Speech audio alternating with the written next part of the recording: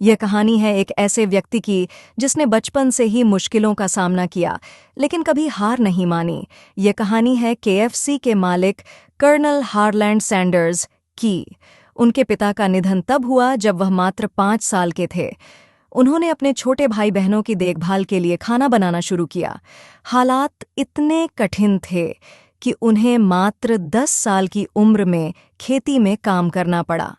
छठी कक्षा में पढ़ाई छोड़ दी और घर छोड़कर निकल पड़े। 16 साल की उम्र में वह गाड़ियों को पेंट करने का काम करने लगे। बाद में उन्होंने अपनी उम्र गलत बताकर अमेरिकी सेना में भर्ती हो गए। सम्मानपूर्वक डिस्चार्ज मिलने के बाद रेलवे में मजदूरी करने लगे और एक स्थानीय यूनिवर्सिटी में कानून की पढ़ाई शुरू की। लेकिन एक झगड़े के कारण उनका कानूनी करियर समाप्त हो गया। वह अपनी मां के पास लौटे और जीवन बीमा बेचने का काम करने लगे, लेकिन आदेश न मानने के कारण वहां से भी निकाल दिए गए।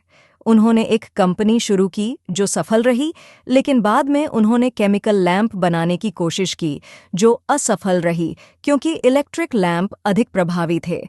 इन सभी संघर्षों के बावजूद वह हार नहीं माने।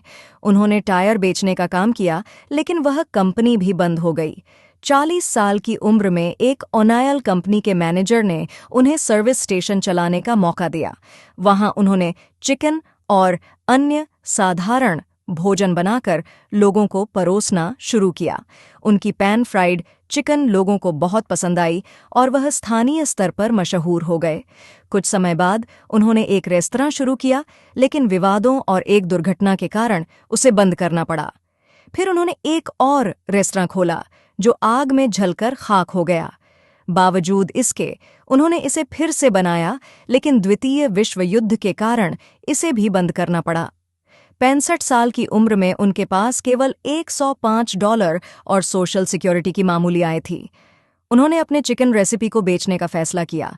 उनकी रेसिपी 1009 बार अस्वीकृत हुई, लेकिन आखिरकार 1952 में उन्होंने इसे पहली बार बेचा।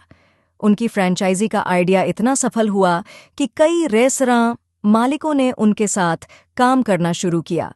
75 साल की उम्र में वह पूरे अमेरिका में यात्रा करके अपनी फ्रेंचाइजी बढ़ाने लगे। उन्होंने अपनी कार में सोते हुए रेस्तरां के मालिकों से बात की और अपनी रेसिपी पेश की। धीरे धीरे उनका व्यवसाय दुनिया भर में फैलने लगा। 90 साल की उम्र में उनका निधन हुआ। उस समय 6000 से अधिक केएफसी आउटलेट्स 48 देशों में थे। 2018 तक यह संख्या बढ़कर 22,621 हो गई। कर्नल सैंडर्स की कहानी यह सिखाती है कि असफलताएं केवल एक पड़ाव हैं, मंजिल नहीं। उन्होंने 65 साल की उम्र के बाद अपनी सबसे बड़ी सफलता पाई। कठिन समय और असफलताओं के बावजूद उन्होंने अपने सपने को साकार किया। कर्नल सैंडर्स की कहानी हमें यह सिखाती है कि समर्पण और मेहनत से किसी भी बाधा को पार किया जा सकता है।